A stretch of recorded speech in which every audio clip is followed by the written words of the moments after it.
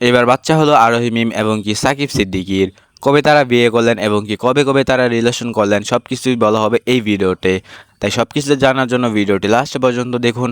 আর চ্যানেলে যদি আপনি নতুন হয়ে থাকেন তাহলে চ্যানেলটি সাবস্ক্রাইব করে রাখুন। দেখেন, আপনারা সবাই জানতেন আরোহী মিম এবং কি মিরাজ খান রিলেশনে আছেন বা তারা বিয়েও করবেন, কিন্তু তাদের ভেতরে একটা ভুল বোঝাবুঝির কারণে এবং কি তাদের ভেতরে একটা ঝগড়া লাগার কারণে কিন্তু আরোহী মিম কিন্তু এখন সাকিব সিদ্দিকের সাথে রিলেশন করতেছেন।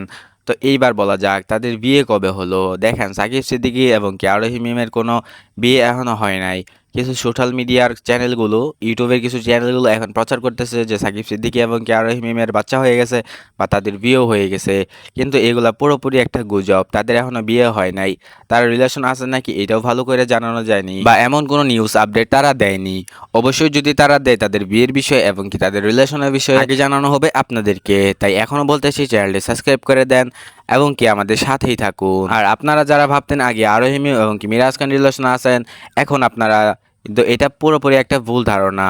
কারণ সাকিব সিদ্দিকী এবং কি আরোহী মিম রিলেশন আছেন মিরাজ খান এবং কি আরোহী মিমের ভেতরে ঝগড়া লাগার কারণে।